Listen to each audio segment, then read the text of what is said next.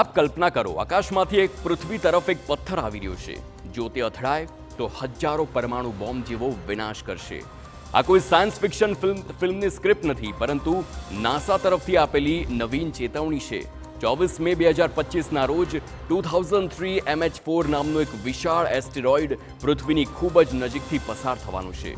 જોકે તેનાથી કોઈ સીધો ખતરો નથી, પરંતુ વૈજ્ઞાનિકો તેને હળવાશથી લેવા તૈયાર પણ નથી.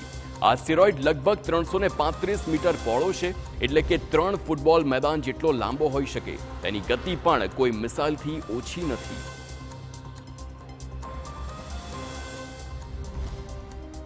તો હવે આપને એ પણ જણાવી દઈએ કે આ મુશ્કેલી ધરતીથી કેટલી નજીક કે દૂર છે તે જાણવાનો પ્રયાસ કરીશું. 2003 MH4 પૃથ્વીથી 6.68 મિલિયન કિલોમીટરના અંતરે પસાર થશે. આ ઘણું બધું લાગે છે, પણ ખગોળશાસ્ત્રીઓની ભાષામાં જણાવીએ તો તે ખૂબ જ નજીક છે.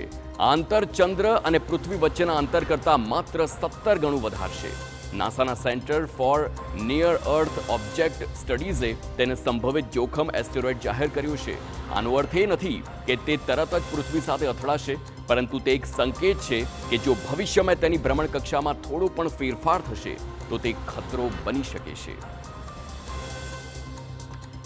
તો વૈજ્ઞાનિક આખરે કેમ તેની પર નજર રાખી રહ્યા છે અને શું ખતરો હોઈ શકે છે તેની પર પણ નજર કરીશું. વૈજ્ઞાનિકો માને છે કે જો આટલો મોટો એસ્ટેરોઇડ પૃથ્વી સાથે અથડાશે તો તે હજારો પરમાણુ બોમ્બ જેટલી ઉર્જા છોડશે.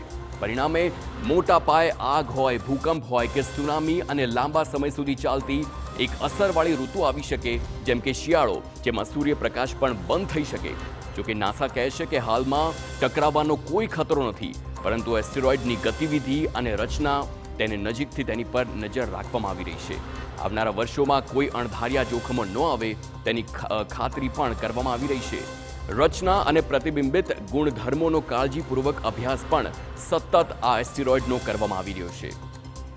તો આ પ્રકારના જે એસ્ટેરોઇડ હોય છે તે અવારનવાર પૃથ્વીથી નજીક આવીને પસાર થતા હોય છે, પરંતુ તે ક્યારે પણ પૃથ્વી માટે ખતરો નથી બનતા.